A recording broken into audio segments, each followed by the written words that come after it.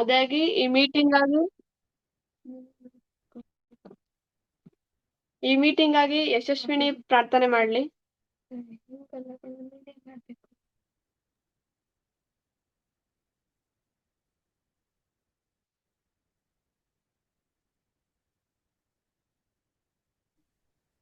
ಈ ಮೀಟಿಂಗ್ ಆಗಿ ಯಶಸ್ವಿನಿ ಪ್ರಾರ್ಥನೆ ಮಾಡು. ಸ್ತೋತ್ರ ಕರ್ತನೆ, ಸ್ತೋತ್ರ ಸ್ವಾಮಿ. ವೇಳೆಯಲ್ಲಿ ಪ್ರೇಯರ್ ಮಾಡ್ಕೊಳ್ತಿದ್ದೀವಿ ಸಪ್ಪ. ನಮ್ಮನ್ನ ಮುಟ್ಟಿ ನೋಡಿ ಸಪ್ಪ. ಯಾವ ಅಡೆತಡೆಗಳು ಬತ್ತಲ್ಲ ನೀಗಲ್ಪಡಲಿ ಸಪ್ಪ. ಹೌದು ಕರ್ತನೆ, ಆರಾಧನೆ ಭಾಗದಲ್ಲಿ ನೀವು ಮುಟ್ಟಿದಗಾಗಿ ಸ್ತೋತ್ರ ಸಪ್ಪ. ಹೌದು ಕರ್ತನೆ, ಯಾವ ಅಡೆತಡೆಗಳು ಬತ್ತಲ್ಲ ನೀಗಲ್ಪಡಲಿಪ್ಪ. ಹೌದು ಕರ್ತನೆ, ವಾಕ್ಯಕ್ಕಾಗಿ ಪ್ರಾರ್ಥಿಸ್ತಿದ್ದೀನಿ ಸಪ್ಪ. ವಾಕ್ಯದಲ್ಲಿ ಮುಟ್ಟಿ ನೋಡಿ ಸಪ್ಪ. ಯಾವ ಅಡೆತಡೆಗಳು ಬತ್ತಲ್ಲ ನೀಗಲ್ಪಡಲಿ ಸಪ್ಪ. ಯೇಸು ನಾಮದಲ್ಲಿ ಪ್ರಾರ್ಥಿಸುತ್ತೀನಿ, ಆಮೇನ್. ಈಗ ವಾಕ್ಯ ಭಾಗಕ್ಕೆ ಹೋಗೋಣ.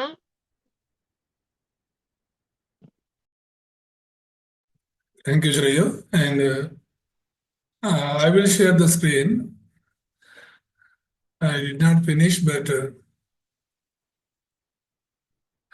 since they all can understand Kannada, so I made it in this way.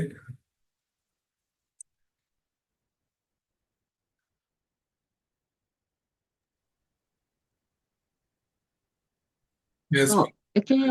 Yeah. Thank you. So we are starting a new lesson today called Challenge the New Conflicts. So ಇವತ್ತು ನಾವು ಹೊಸ ಒಂದು ಪಾಠವನ್ನ ಪ್ರಾರಂಭಿಸ್ತಾ ಇದ್ದೇವೆ. ಪಾಠ 7, ಅದು ಹೊಸ ಸಂಘರ್ಷಗಳಿಗೆ ಸವಾಲು ಹಾಕಿ ಎಂಬುದಾಗಿ. And the message is saying that when we become Christians, when we believe in Christ, our problems don't all automatically go away. ಅಂದ್ರೆ ನಾವು ಕ್ರೈಸ್ತರಾದ ತಕ್ಷಣ ನಮ್ಗಿರುವಂತಹ ಸಮಸ್ಯೆಗಳೆಲ್ಲ ತಾವಾಗಿ ನಮ್ಮನ್ನ ಬಿಟ್ಟು ದೂರ ಹೋಗಲ್ಲ. Our fundamental problems are resolved, but there are new conflicts that we can face. ಮತ್ತು ನಮ್ಮ ಒಂದು ಮೂಲಭೂತ ಸಮಸ್ಯೆಗಳು ಪರಿಹಾರ ಆಗ್ಬೋದು, ಆದ್ರೆ ಪ್ರತಿದಿನ ನಮ್ಮ ಜೀವಿತದಲ್ಲಿ ಕೆಲವು ಸಂಘರ್ಷಣೆಗಳು ಅಥವಾ ಹೋರಾಟಗಳು ಇದ್ದೇ ಇರುತ್ತೆ. So let's read Philippians 4:6-7. ಫಿಲಿಪಿಯವರಿಗೆ 4:6-7 ವಚನವನ್ನ ನಾವು ಓದ್ಕೊಳ್ಳೋಣ. ಯಾವ ಸಂಬಂಧವಾಗಿಯೂ ಚಿಂತೆ ಮಾಡದೆ ಸರ್ವ ವಿಷಯದಲ್ಲಿ ದೇವರ ಮುಂದೆ ಕೃತಜ್ಞತಾ ಸ್ತುತಿಯನ್ನು ಪ್ರಾರ್ಥನೆಯ ವಿಜ್ಞಾಪನೆಗಳನ್ನು ಮಾಡುತ್ತಾ ನಿಮಗೆ ಬೇಕಾದದ್ದನ್ನು ತಿಳಿಯಪಡಿಸಿರಿ. ಆಗ ಎಲ್ಲಾ ಗ್ರಹಿಕೆಯನ್ನು ಮೀರುವ ದೇವ ಶಾಂತಿಯು ನಿಮ್ಮ ಹೃದಯಗಳನ್ನು ಯೋಚನೆಗಳನ್ನು ಕ್ರಿಸ್ತ ಯೇಸುವಿನಲ್ಲಿ ಕಾಯುವುದು. Amen. Amen. So the Bible tells us, do not be anxious about anything, but we have to pray to God with thanksgiving. So ಇಲ್ಲಿ ವಾಕ್ಯದಲ್ಲಿ ದೇವರು ಹೇಳ್ತಿರೋದೇನಂದ್ರೆ, ಯಾವ ಸಂಬಂಧವಾಗಿಯೂ ನಾವು ಚಿಂತೆ ಮಾಡಬಾರ್ದು, ಸರ್ವ ವಿಷಯದಲ್ಲಿ ಕೂಡ ನಾವು ಪ್ರಾರ್ಥನೆ ಮಾಡಬೇಕೆಂಬುದಾಗಿ.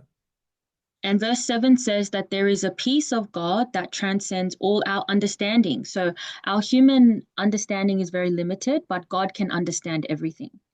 ಮತ್ತು 7ನೇ ವಚನ ತುಂಬಾ ಸ್ಪಷ್ಟವಾಗಿ ಹೇಳುತ್ತೆ, ಎಲ್ಲ ಗ್ರಹಿಕೆಯನ್ನು ಮೀರುವ ದೇವರ ಶಾಂತಿ ಅನ್ನೋದಿದೆ. ಆ ದೇವರ ಶಾಂತಿ ನಿಮ್ಮ ಹೃದಯಗಳನ್ನ ಆಲೋಚನೆಗಳನ್ನ ಮೀರುತ್ತೆಂಬುದಾಗಿ ನೋಡ್ತೀವಿ. And it says he will guard our hearts and mind in Christ Jesus. ಮತ್ತು ನಮ್ಮ ಹೃದಯಗಳನ್ನ ನಮ್ಮ ಆಲೋಚನೆಗಳನ್ನ ಕ್ರಿಸ್ತ ಯೇಸುವಿನಲ್ಲಿ ಆತನು ಕಾಯುತ್ತಾನೆಂಬುದಾಗಿ ಬರೆಯಲ್ಪಟ್ಟಿದೆ. So fundamentally we know that we were created in the image of God to be with God. ಮೂಲಭೂತವಾಗಿ ನಾವೆಲ್ಲರೂ ಕೂಡ ದೇವರ ಜೊತೆ ಇರಬೇಕೆಂಬುದಾಗಿ ದೇವರ ಒಂದು ಸ್ವರೂಪದಲ್ಲಿ ಸೃಷ್ಟಿಯಾಗಿದ್ದೇವೆ. And the Bible says that the image of God is Christ. ಮತ್ತು ಆ ದೇವರ ಸ್ವರೂಪ ಯಾರು ಅಂತ ಹೇಳಿದ್ರೆ ಕ್ರಿಸ್ತನೆಂಬುದಾಗಿ ನೋಡ್ತೀವಿ. So the only way to have true rest and peace and to be with God is through Jesus Christ. ಅಂದ್ರೆ ನಿಜವಾದ ದೇವರ ಶಾಂತಿಯನ್ನು ಹೊಂದಿಕೊಳ್ಬೇಕು ಅಂದ್ರೆ, ಅಥವಾ ನಿಜವಾದ ರಕ್ಷಣೆಯನ್ನು ಹೊಂದ್ಕೊಂಡು ದೇವರ ಜೊತೆ ಇರಬೇಕು ಅಂದ್ರೆ ಯೇಸು ಕ್ರಿಸ್ತನ ನಂಬೋದು ಆತನ ಮೂಲಕ ಮಾತ್ರ ಸಾಧ್ಯ.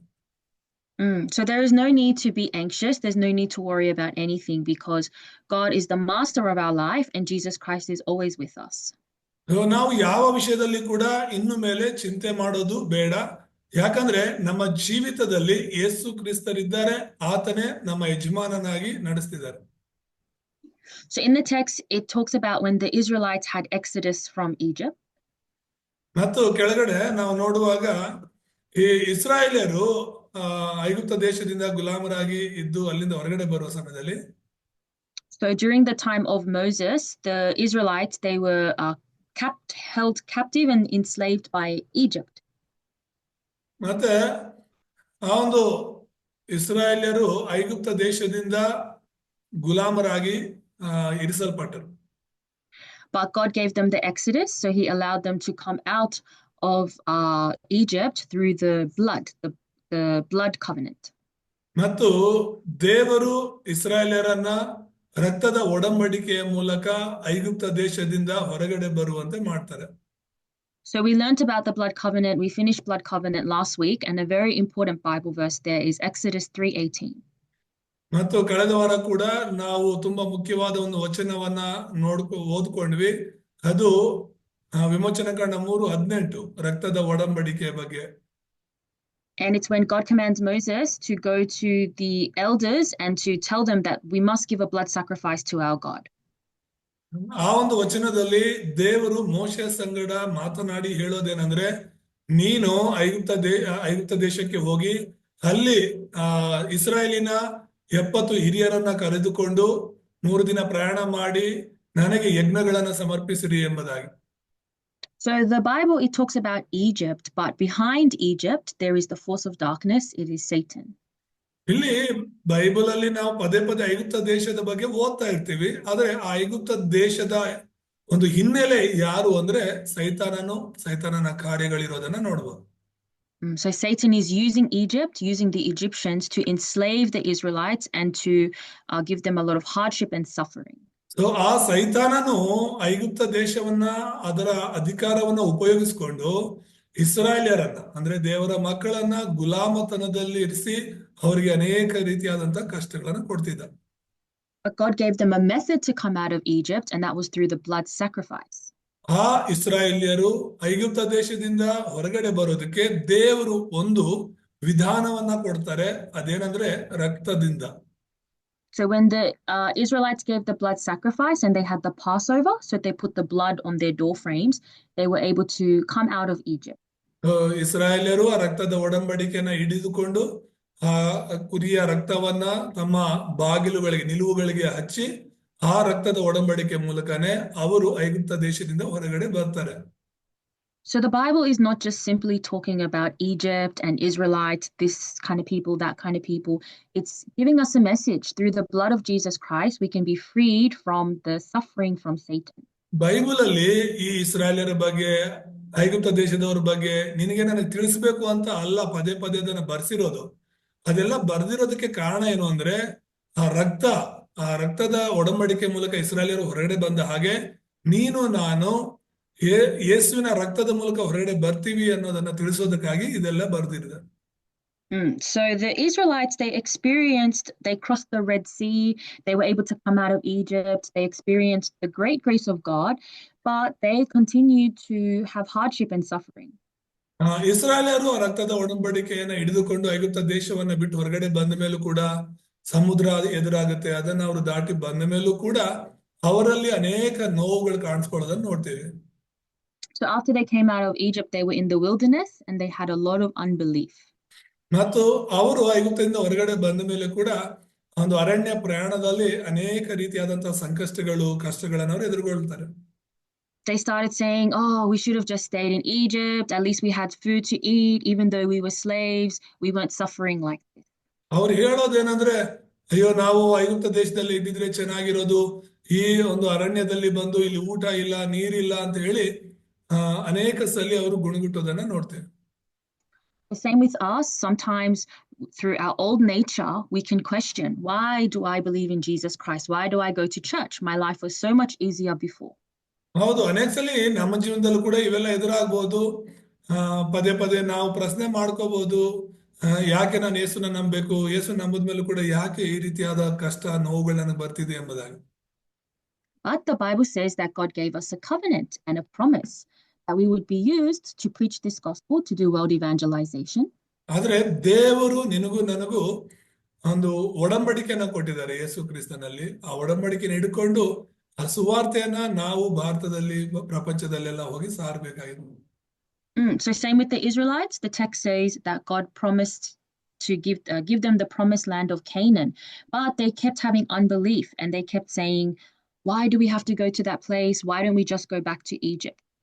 ಅಲ್ಲಿ ನೋಡ್ತೀವಿ ದೇವರು ಇಸ್ರಾಯೇಲರಿಗೆ ವಾಗ್ದಾನದ ದೇಶವಾಗಿರುವಂತ ಕಾನಾನನ್ನು ಕೊಡ್ತಾರೆ. ಆದ್ರೂ ಕೂಡ ಅವರಲ್ಲಿ ಅನೇಕ ಸಲಿ ಒಂದು ಅವಿಶ್ವಾಸ ಅನ್ನೋದು, ಅಪನಂಬಿಕೆ ಅನ್ನೋದು ಇತ್ತು ಎಂಬುದಾಗಿ ನೋಡ್ತೇವೆ. But that was God's method to give them training and to raise them as the disciples, true disciples. ಆದ್ರೆ ಆ ಅರಣ್ಯ ಮಾರ್ಗದಲ್ಲಿ ದೇವರು ಅವ್ರನ್ನ ಯಾಕೆ ನಡೆಸ್ಕೊಂಡು ಹೋದ್ರು ಅಂತ ಹೇಳಿದ್ರೆ, ಅವ್ರಿಗೆ ಕಠಿಣವಾದ ಒಂದು ತರಬೇತಿಯನ್ನ ಕೊಡೋದಕ್ಕೆ ಮತ್ತು ಶಿಸ್ತಂದ್ರೆ ಏನು, ಯಾವ ರೀತಿ ದೇವರಲ್ಲಿ ನಡ್ಕೋಬೇಕು ಅನ್ನೋದನ್ನ ಅವ್ರಿಗೆ ತೋರಿಸ್ಕೊಡೋದಕ್ಕಾಗಿ ಅರಣ್ಯ ಮಾರ್ಗದಲ್ಲಿ, ಆ ಕಷ್ಟಕರ ಮಾರ್ಗದಲ್ಲಿ ಕರೆದುಕೊಂಡು ಹೋಗ್ತಾರೆ. So to make us strong, to make us really be rooted inside of Christ, sometimes we can have some new hardships and new conflicts as Christians. ಅದೇ ರೀತಿಯಲ್ಲಿ ಕ್ರೈಸ್ತರಾಗಿ ನೀನು ನಾನು ಕೂಡ ಅನೇಕ ಪರಿಶ್ರಮಗಳು, ಅನೇಕ ನಂಬಿಕೆ ಇಂದ ಕಷ್ಟಗಳನ್ನು ಅನುಭವಿಸ್ಬೇಕಾಗತ್ತೆ. ಆದ್ರೂ ಕೂಡ ನಾವು ಅದನ್ನ ಜಯಿಸ್ತೀವಿ ಅನ್ನೋ ನಂಬಿಕೆ ಇರಬೇಕು. But we have to be able to challenge the new conflicts with faith. ಅದಕ್ಕಾಗಿನೇ ಕ್ರೈಸ್ತರಾದ್ಮೇಲೆ ಕೂಡ ನಮ್ಮ ಜೀವನದಲ್ಲಿ ಎದುರಾಗುವಂತ ಎಲ್ಲಾ ರೀತಿಯ ಕಷ್ಟಗಳನ್ನ ಎದುರಿಸೋದಕ್ಕೆ ನಾವು ಒಂದು ಸವಾಲನ್ನ ಎದುರಿಸಬೇಕು. So remember, hardships for people who don't belong to God, who are not the child of God, they are just hardships. But for us who are inside of Christ, it is a chance to be renewed and to level up in our faith. So ಈ ಮಾತನ್ನ ನೀವೆಲ್ಲರೂ ಅರ್ಥ ಮಾಡ್ಕೊಳ್ಳಿ. ದೇವರನ್ನ ನಂಬದೇ ಇರೋರಿಗೆ ಬರುವ ಕಷ್ಟಗಳು, ಹಿಂಸೆಗಳು, ಅದು ಅವ್ರಿಗೆ ಕಷ್ಟಗಳಾಗಿ ಮಾತ್ರ ಇರುತ್ತೆ. ಆದ್ರೆ ದೇವರನ್ನ ನಂಬಿರುವಂತಹ ನಿನಗೂ ನನಗೂ ಬರುವಂತಹ ಕಷ್ಟಗಳು, ಸಂಘರ್ಷಗಳು, ಅದು ನಮ್ಮನ್ನ ಹೊಸದು ಮಾಡ್ಲಿಕ್ಕೆ, ಬದಲಾಯಿಸೋದಕ್ಕೆ ಬರುತ್ತೆ.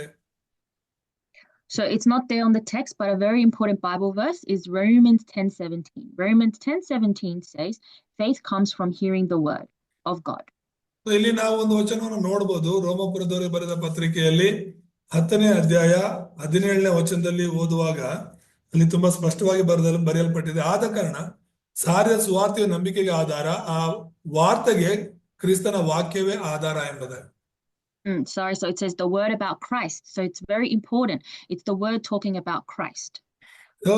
ನಾವು ಹೇಳುವಂತ ಸುವಾರ್ತೆ ಅದು ಸುವಾರ್ತೆಯಾಗಿರ್ಬೇಕು. ಆ ಸುವಾರ್ತೆ ಕ್ರಿಸ್ತನ ಕುರಿತಾಗಿ ಇರಬೇಕು. So the only way for us to have true faith, the only way for us to overcome the deception of the devil, because the devil always wants us to go back to our old nature, is we have to hold on to the word of Christ. ದೇವರು ನಮ್ಮನ್ನ ಬದಲಾಯಿಸಿ ದೇವರ ಮಾರ್ಗದಲ್ಲಿ ನಡೆಸಬೇಕು ಅಂತ ತನ್ನ ವಾಕ್ಯದ ಮೂಲಕ ನಮ್ಮ ನಡೆಸ್ತಾ ಇರ್ಬೇಕಾದ್ರೆ, ಸೈತಾನನು ನಮ್ಮನ್ನ ಪದೇ ಪದೇ ನಮ್ಮ ಹಳೆಯ ಜೀವಿತಕ್ಕೆ, ಹಳೆಯ ಮಾರ್ಗಗಳಿಗೆ ಹೋಗ್ಬೇಕು ಎಂಬುದಾಗಿನೇ ಪ್ರೇರೇಪಿಸ್ತಿರ್ತಾನೆ. Because without the word of Christ, through our own power, through our own knowledge and our own standards, we cannot overcome the power of Satan. ಯಾಕಂದ್ರೆ ನಮ್ಮ ಸ್ವಂತ ಆಲೋಚನೆಗಳಿಂದ, ನಮ್ಮ ಜ್ಞಾನದಿಂದ, ನಮ್ಮ ಒಂದು ಮಾನದಂಡಗಳು, ಪ್ರಯತ್ನಗಳು ಏನಿದೆ, ಅವುಗಳಿಂದ ಸೈತಾನನ ಜಯಿಸೋದಕ್ಕೆ ಸಾಧ್ಯ ಇಲ್ಲ. So something very scary that Satan always gives us is unbelief. He makes us have unbelief in the word of God. ಸೈತಾನನು ಪದೇ ಪದೇ ದೇವರ ಮಕ್ಕಳಿಗೆ ಕೊಡುವಂತದ್ದು ಏನು ಅಂದ್ರೆ, ದೇವರ ವಾಕ್ಯದಲ್ಲಿ ಅಪನಂಬಿಕೆ, ಅಂದ್ರೆ ದೇವರ ವಾಕ್ಯವನ್ನ ನಂಬದೇ ಇರೋ ಹಾಗೆ ಅವನು ಮಾಡ್ತಾನೆ.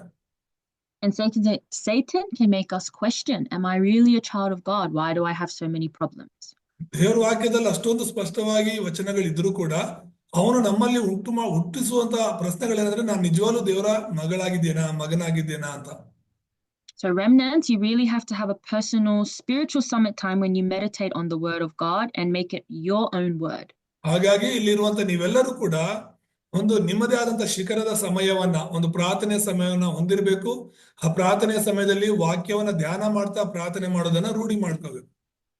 So when we hear about, like I said, the Israelites, when they came out of Egypt and they fell into unbelief, this is God's message to tell us if we lose hold of the covenant, we can fall into unbelief as well. So ಇಸ್ರಾಯೇಲ್ಯರು ಹೇಗೆ ಐಗುಪ್ತದಿಂದ ಹೊರಗಡೆ ಬಂದ್ಮೇಲೆ ದೇವರ ಒಂದು ರಕ್ತದ ಒಡಂಬಡಿಕೆನ ಹಿಡ್ಕೊಂಡೆ ಅವರು ಹೋಗ್ಬೇಕು ಅಂತ ದೇವರು ಹೇಳಿದ್ರು, ಅದೇ ರೀತಿಯಲ್ಲಿ ನಾವು ಕೂಡ ಕ್ರಿಸ್ತನ ಒಡಂಬಡಿಕೆನ ಹಿಡ್ಕೊಂಡೆ ಹೋಗ್ಬೇಕು. ಇಲ್ಲ ಅಂತ ಹೇಳಿದ್ರೆ ನಾವು ಕೂಡ ಈ ಒಂದು ಅಪನಂಬಿಕೆಗಳಲ್ಲಿ ಬಿದ್ದು ಹೋಗ್ತೀವಿ. So through the word of Christ, I have to see myself. I have to reflect on myself and my level of faith. ದೇವರ ವಾಕ್ಯದಿಂದ, ಕ್ರಿಸ್ತನ ವಾಕ್ಯದಿಂದ ನನ್ನನ್ನು ನಾನು ಪರೀಕ್ಷೆ ಮಾಡ್ಕೋಬೇಕು. ನನ್ನ ಒಂದು ಮಾನದಂಡವನ್ನ ಸರಿಪಡಿಸ್ಕೊಳ್ಬೇಕು. So what kind of conflicts come to us? A lot of family conflicts in our job or school and relationships. ಮೊದಲನೇದಾಗಿ ನೋಡೋದಾದ್ರೆ ಮೈನ್ ಪಾಯಿಂಟ್ ಅಲ್ಲಿ ಹೊಸ ಸಂಘರ್ಷಗಳು ಎಂಬುದಾಗಿ ನಾವು ನೋಡ್ತೀವಿ. ಆ ಹೊಸ ಸಂಘರ್ಷಗಳು ಎಲ್ಲಿ ನಮಗೆ ಹುಟ್ಕೊಳ್ಳುತ್ತೆ ದೇವ್ರನ್ನ ನಂಬ್ಕೊಂಡ ಮೇಲೆ ಅನ್ನೋದಾದ್ರೆ ಅದು ಕುಟುಂಬಗಳಲ್ಲಿ ಎಂಬುದಾಗಿ ನೋಡ್ತೀವಿ. So family can be a problem, especially if you really want to live a good walk of faith as a Christian, but sometimes our family hinders us. ಅಂದ್ರೆ ಕುಟುಂಬ ಅಂದ್ರೆ ಹೇಗೆ ನಾವು ಅರ್ಥ ಮಾಡ್ಕೋಬೇಕು ಅಂದ್ರೆ ಅನೇಕರ ಕುಟುಂಬಗಳಲ್ಲಿ ನಾವು ದೇವರನ್ನ ನಂಬಬೇಕು, ದೇವರಲ್ಲಿ ಬೆಳಿಬೇಕು, ದೇವರಿಗಾಗಿ ನಿಲ್ಲಬೇಕು ಅಂತ ಪ್ರಯತ್ನ ಮಾಡ್ತಿದ್ರು ಕೂಡ ಕುಟುಂಬದವರೇ ನಮಗೆ ತಡೆ ಮಾಡ್ತಿರ್ತಾರೆ. In many cultures, they think that family time is very important, like spending time with your family, spending many hours together as a family. They think those sorts of things are important. ಹೊರಗಡೆ ಅವರು ಅನ್ಯ ಜನರು ಏನ್ ಯೋಚನೆ ಮಾಡ್ತಾರಂದ್ರೆ ಕುಟುಂಬ ಅನ್ನೋದು ತುಂಬಾ ಮುಖ್ಯ, ತಿನ್ನೋದು, ಕುಡಿಯೋದು, ಹೊರಗಡೆ ಹೋಗೋದು, ಒಟ್ಟಿಗೆ ಇರೋದು ಇವೆಲ್ಲ ತುಂಬಾ ಪ್ರಾಮುಖ್ಯ ಅಂತ ಹೇಳಿ ಭಾವಿಸ್ತಿರ್ತಾರೆ. But sometimes our own family can hinder our walk of faith. If they have a lot of unbelief and they speak a lot of words to us, Satan can use that to deceive us. ಆದ್ರೆ ನಮ್ಮ ಕುಟುಂಬದಲ್ಲೇ ಒಂದು ವೇಳೆ ಯಾರಾದರೂ ಅವಿಶ್ವಾಸದಲ್ಲಿದ್ರೆ, ಅಪನಂಬಿಕೆಯಲ್ಲಿದ್ರೆ ಅವರನ್ನ ಸೈತಾನನ ಉಪಯೋಗಿಸ್ಕೊಂಡು ನಾವು ನಂಬಿಕೆಯಲ್ಲಿ ಬೆಳೆಯದ ಹಾಗೆ, ದೇವರ ವಾಕ್ಯದಲ್ಲಿ ಬೆಳೆಯದ ಹಾಗೆ ಅವ್ರ ಮೂಲಕ ತಡೆ ಆಗ್ತಿರುತ್ತೆ. So our family is very important. We have to evangelize our family and save our family. But there's a lot of times where our family can hinder us. ನಮ್ಮ ಕುಟುಂಬಗಳು ನಮಗೆ ತುಂಬಾ ಮುಖ್ಯವಾಗುತ್ತೆ. ನಮ್ಮ ಕುಟುಂಬಗಳನ್ನ ನಾವು ರಕ್ಷಿಸಬೇಕಾಗುತ್ತೆ. ಆದ್ರೆ ಅನೇಕ ಸಲ ಏನಾಗುತ್ತೆ ಅಂತ ಹೇಳಿದ್ರೆ ಅವರೇ ನಮ್ಮ ನಂಬಿಕೆಗೆ ಅಥವಾ ನಮ್ಮ ಒಂದು ಕ್ರೈಸ್ತಿಯ ಜೀವಿತಕ್ಕೆ ತಡೆಗಳಾಗಿರ್ತಾರೆ. So we have to be wise. We have to choose what is best for our own spiritual state. ಹಾಗಾಗಿ ನಾವು ಯೋಚನೆ ಮಾಡಬೇಕು, ನಮ್ಮ ಆತ್ಮಿಕ ಜೀವನಕ್ಕೆ ಯಾವುದು ಅತ್ಯುತ್ತಮವಾದದ್ದು ಅಂತ ಹೇಳಿ ತಿಳ್ಕೋಬೇಕು. So my family, they're very close. We spend a lot of time together. And before I really accepted Christ, before I was inside of this gospel movement, my family would spend a lot of time together every week. ನಾನು ಈ ಒಂದು ಸತ್ಯ ಸುವಾರ್ತೆಯೊಳಗೆ ಬರೋದಕ್ಕೆ ಮುಂಚೆ ನನ್ನ ಕುಟುಂಬ ನನ್ನ ಜೊತೆ, ನಾನು ನನ್ನ ಕುಟುಂಬದ ಜೊತೆ ತುಂಬಾ ಸಮಯವನ್ನ ಕಳೀತಾ ಇದ್ವಿ. But after I realized Jesus is the Christ and I wanted to follow the word of God diligently, my family questioned me, why are you always going to church? ನಾನು ಈ ಸತ್ಯ ಸುವಾರ್ತೆನ ತಿಳ್ಕೊಂಡ ಮೇಲೆ, ಯೇಸುವೆ ಕ್ರಿಸ್ತನು ಎಂಬುದಾಗಿ ತಿಳ್ಕೊಂಡ ಮೇಲೆ ನಾನು ಸತತವಾಗಿ ವಾಕ್ಯದಲ್ಲಿ ಬೆಳಿಬೇಕು, ದೇವರಲ್ಲಿ ಇನ್ನೂ ಬಲವಾಗಿ ನಿಲ್ಲಬೇಕು ಅಂತ ಪ್ರಯತ್ನ ಮಾಡ್ತಿರುವಾಗ ಈ ಒಂದು ನಮ್ಮ ಕುಟುಂಬದವರೇ ನನಗೆ ಪ್ರಶ್ನೆ ಮಾಡೋದಕ್ಕೆ ಪ್ರಾರಂಭ ಮಾಡಿದ್ರು, ಯಾಕೆ ನೀನು ಪದೇ ಪದೇ ಹೋಗ್ತಿರ್ತೀಯ ಸಭೆಗೆ ಅಂತ ಹೇಳಿ. And because I changed a lot inside of the gospel, they were a bit shocked and they said, oh, you shouldn't go to church. You should be doing other things and having fun and, enjoying the worldly culture. ಅಂದ್ರೆ ನೀನು ವಾರ ವಾರ ಸಭೆಗೆ ಹೋಗೋದಕ್ಕಿಂತ ನೀನು ಹೊರಗಡೆ ಹೋಗಿ ಲೋಕದ ರೀತಿಯಲ್ಲಿ ನೀನು ಖುಷಿ ಪಡ್ಬೋದಾಗಿತ್ತು ಅಂತ ಹೇಳಿ. So if I fell into their words, if I followed their words, then I don't think I can really walk a diligent walk of faith. ನಾವು ಇಲ್ಲಿ ನೋಡ್ತಾ ಇರ್ತೀವಿ, ಒಂದು ವೇಳೆ ಈ ರೀತಿಯಾಗಿ ನಾನು ವಾಕ್ಯದಲ್ಲಿ ದಿನೇ ದಿನೇ ಬೆಳೆದಿಲ್ಲ ಅನ್ನೋದಾದ್ರೆ ಈ ಕ್ರಿಸ್ತನಲ್ಲಿ ಈ ತರ ಬಲವಾಗಿ ನಾನು ನಿಲ್ಲಕ್ಕೆ ಆಗ್ತಿರ್ಲಿಲ್ಲ. But thankfully, I held on to the covenant. So even though I love my family, I want to evangelize them, I have my own personal covenant with God. ನಾನು ದೇವರ ಕೃಪೆಯಿಂದ ಈ ಸತ್ಯವನ್ನ ತಿಳ್ಕೊಳ್ಳೋದಕ್ಕೆ ದೇವರ ಒಂದು ಒಡಂಬಡಿಕೆ ನೀಡಿಕೊಂಡು ನನ್ನ ವೈಯಕ್ತಿಕವಾದ ಜೀವಿತವನ್ನ ಕ್ರಿಸ್ತನೊಂದಿಗೆ ಇರೋದಕ್ಕೆ ಒಳ್ಳೆ ದೇವರ ಅವಕಾಶ ಕೊಟ್ಟು. And when you have your own personal covenant, your personal relationship with God, you can always discern and choose what's right for you. ಅಂದ್ರೆ ಯಾವಾಗ ನಾವು ಹೆಚ್ಚು ದೇವರ ಜೊತೆಗೆ ಇರ್ತೀವೋ, ಸಮಯ ಕಳಿತೀವೋ, ಕ್ರಿಸ್ತನಲ್ಲಿ ಯಾವುದು ಅತ್ಯುತ್ತಮವಾದದ್ದು ಅಂತ ಹೇಳಿ ನಾವು ತಿಳ್ಕೋಬಹುದು. So rather than being with my family, spending a lot of time talking about worldly things, I have to be the spiritual summit that saves my family.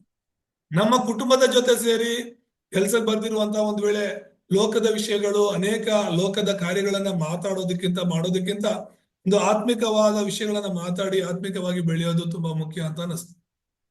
So same for job, there's a lot of remnants. So for your school and your relationships, it's the same thing.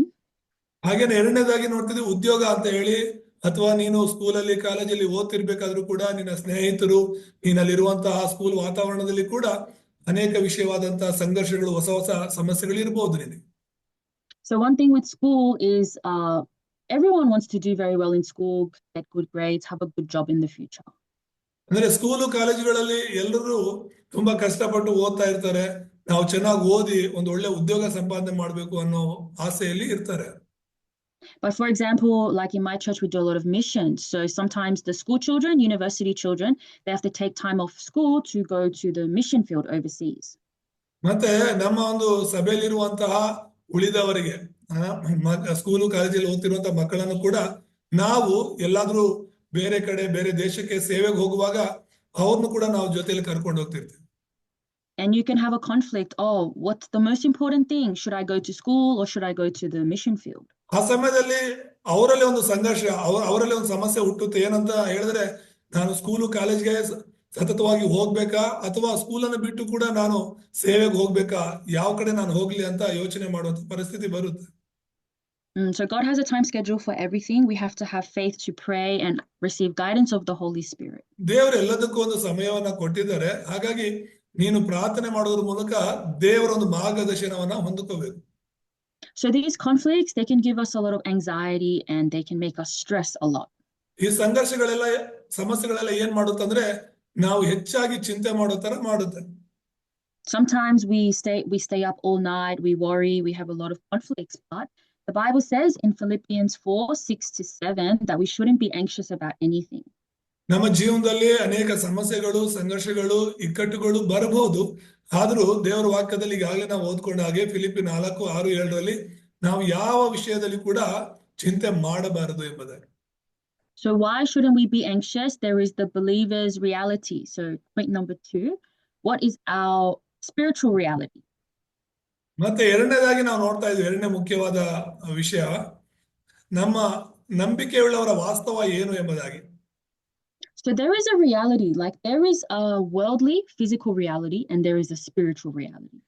ಅಂದ್ರೆ ಎರಡು ವಾಸ್ತವಗಳು ನಮಗೆ ಇದೆ. ಒಂದು ಶಾರೀರಿಕ ವಾಸ್ತವ, ಎರಡನೇದು ಬಂದು ಆತ್ಮಿಕ ವಾಸ್ತವ. So sometimes in our reality, it looks like we don't do very well in school, or we don't have many friends, or we don't have a bright future. So ಶಾರೀರಿಕವಾದ ವಾಸ್ತವಗಳೇನ ಕೆಲವು ಸಲ ಅನ್ಸ್ಬೋದು, ನನಗೆ ಒಳ್ಳೊಳ್ಳೆ ಸ್ನೇಹಿತರಿಲ್ಲ ಅಥವಾ ನನ್ನ ಒಂದು ಭವಿಷ್ಯ ಸರಿ ಇಲ್ಲ, ನನ್ನ ಸಂಬಂಧಿಕರು ಸರಿ ಇಲ್ಲ ಅಂತ ಅನ್ಸ್ಬೋದು. But the physical reality is actually not really important. The most important thing is the spiritual reality, the spiritual truth. ನಮಗೆ ಶಾರೀರಿಕವಾದ ವಿಷಯಗಳು, ಶಾರೀರಿಕವಾದ ಸಂಬಂಧಗಳು ಅಥವಾ ಶಾರೀರಿಕವಾದ ವಾಸ್ತವಗಳು ಅತ್ಯಂತ ಮುಖ್ಯ ಅಲ್ಲ.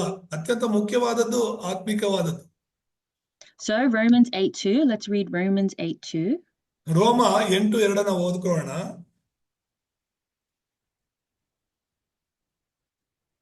ಆದದರಿಂದ 8:2, ಯಾಕಂದ್ರೆ ಜೀವವನ್ನುಂಟು ಮಾಡುವ ಪವಿತ್ರ ಆತ್ಮನಿಂದಾದ ನಿಯಮವು ನಿನ್ನನ್ನು ಪಾಪ ಮರಣಗಳಿಗೆ ಕಾರಣವಾದ ನಿಯಮದಿಂದ ಕ್ರಿಸ್ತ ಯೇಸುವಿನ ಮೂಲಕ ಬಿಡಿಸಿತು.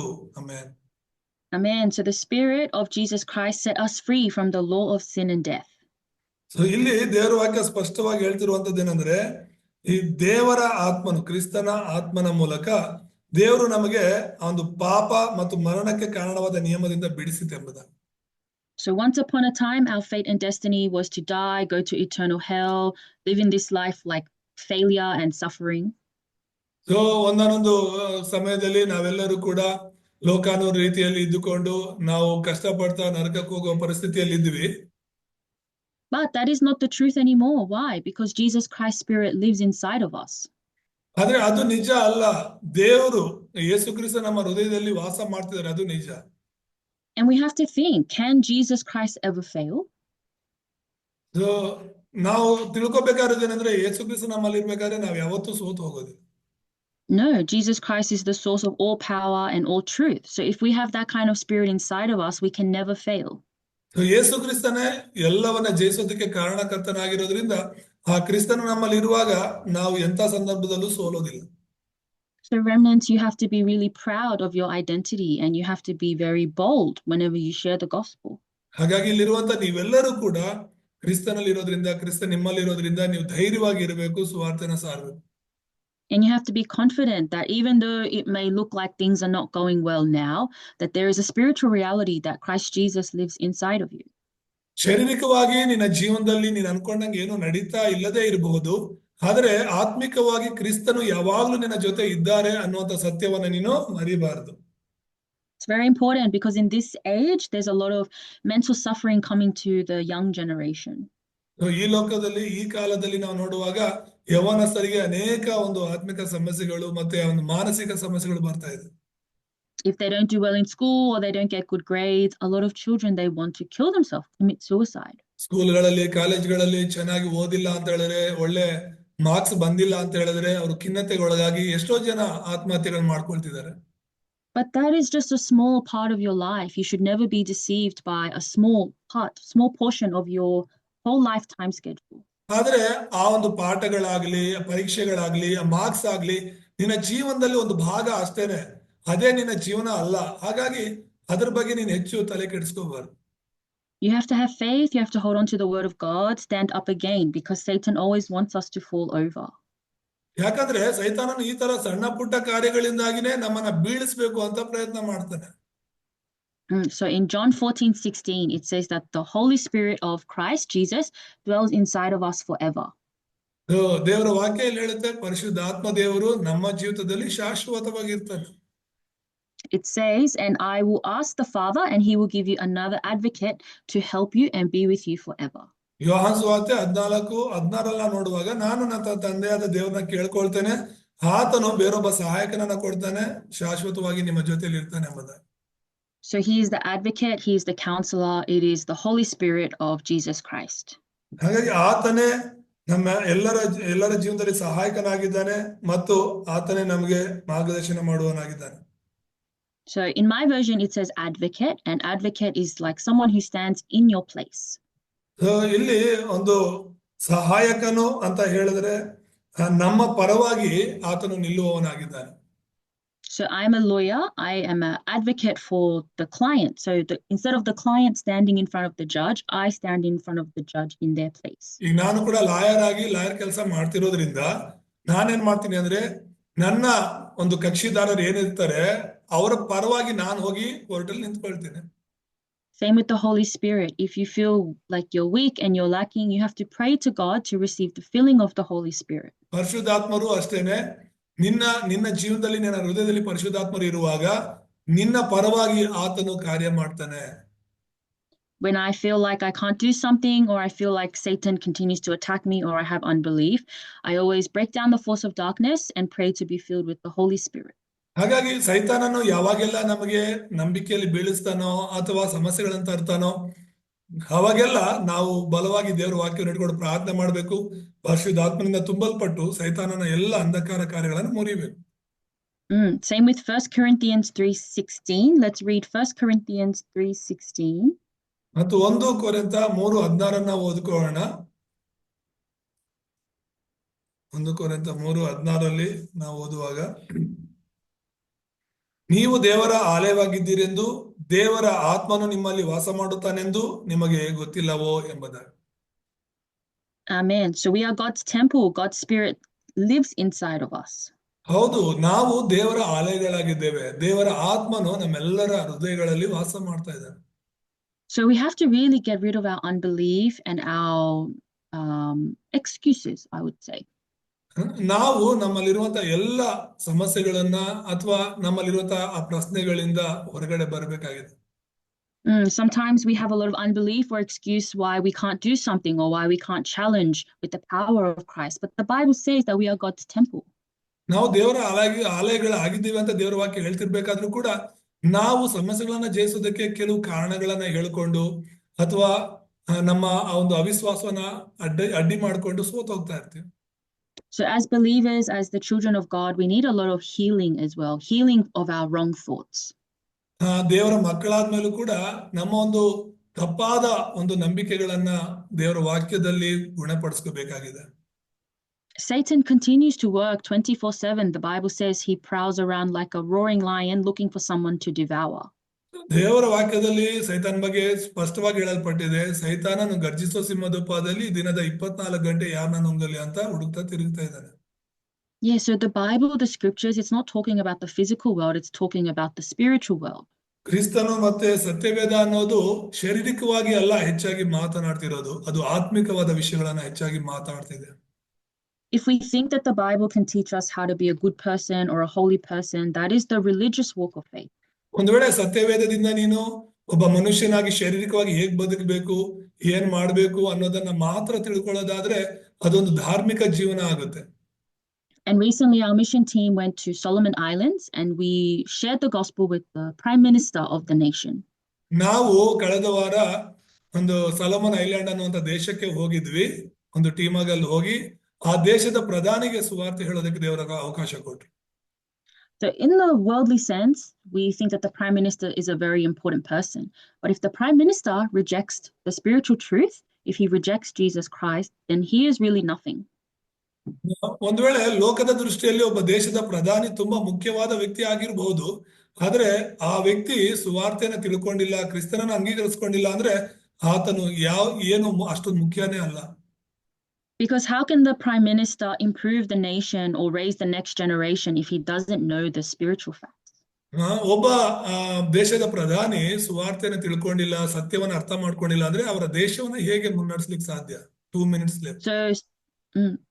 So that nation, it's a Christian nation, but a lot of problems come. Why? Because they don't understand the power of Christ that overcame all the power of Satan. Solomon island ಅನ್ನುವಂಥದ್ದು ಒಂದು ಕ್ರೈಸ್ತಿಯ ದೇಶವಾಗಿದ್ರೂ ಕೂಡ ಅವರು ಸತ್ಯವನ್ನ ಸರಿಯಾಗಿ ಹಿಡ್ಕೊಳ್ದೇ ಇರೋದ್ರಿಂದ ಅನೇಕ ಸಮಸ್ಯೆಗಳು ಅವರ ದೇಶದಲ್ಲಿ ಇವೆ. So there are new conflicts when we become a Christian, but we should never be deceived. We should never misunderstand what God is trying to do in our life. ಹಾಗಾಗಿ ದೇವ್ರ ನಂಬದ ಮೇಲೂ ಕೂಡ ನಾವು ಕ್ರೈಸ್ತರಾದ್ಮೇಲೂ ಕೂಡ ಅನೇಕ ಹೊಸ ಸಮಸ್ಯೆಗಳು ಕುಟುಂಬದ ಮೂಲಕ, ಕೆಲಸದ ಮೂಲಕ, ಉದ್ಯೋಗಗಳ ಮೂಲಕ, ಸಂಬಂಧಿಕರ ಮೂಲಕ ಬರುತ್ತೆ. ನಾವು ಸೋತು ಹೋಗ್ಬಾರ್ದು. So remnants, your identity, you're the remnant of God. You are the chosen one. God's spirit lives inside of you. ನೀನು ದೇವರಿಂದ ಆರಿಸಲ್ಪಟ್ಟ ವ್ಯಕ್ತಿಯಾಗಿದ್ದೀಯಾ, ದೇವರ ಮಕ್ಕಳಾಗಿದ್ದೀರಾ. ಹಾಗಾಗಿ ನೀವು ಭಯ ಪಡಬೇಡಿ ಯಾವುದು. There's no reason for us to have failure. There's no reason for us to fall over or have unbelief. God gave us everything. ಯಾವ ವಿಷಯದಲ್ಲೂ ಕೂಡ ನೀವು ಸೋತು ಹೋಗ್ಬೇಡಿ, ಅಪನಂಬಿಕೆಯಲ್ಲಿ ಬೀಳಬೇಡಿ. So I pray that you meditate on this word all week and continuously pray in the name of Jesus Christ. ಮುಂದಿನ ಶನಿವಾರ ನಾವೆಲ್ಲರೂ ಕೂಡಿ ಬರೋ ತನಕ ಈ ವಾಕ್ಯಗಳನ್ನು ಹಿಡ್ಕೊಂಡು ನೀವು ಧ್ಯಾನಿಸಬೇಕೆಂಬುದಾಗಿ ಕೇಳ್ಕೊಳ್ತೇನೆ. So we have limited time. Sorry, so we pray and finish. ಪ್ರಾರ್ಥನೆ ಮಾಡ್ಕೊಳ್ಳೋಣ. ಪರಿಶುದ್ಧನಾದ ದೇವರೇ, ಈ ವಾಕ್ಯದಿಂದ ನಮ್ಮ ಸಂಗಡ ಮಾತನಾಡಿದ್ದಕ್ಕಾಗಿ ಸ್ತೋತ್ರ. ನಮ್ಮ ಜೀವನದಲ್ಲಿ ಎದುರಾಗುವ ಎಲ್ಲ ಹೊಸ ದರ್ಶನಗಳನ್ನ, ಸಮಸ್ಯೆಗಳನ್ನ ಎದುರಿಸಿ ನಿಲ್ಲಲು ಸಹಾಯ ಮಾಡಿ. ಯೇಸು ನಾಮದಲ್ಲಿ ಪ್ರಾರ್ಥಿಸ್ತೇವೆ ತಂದೆ.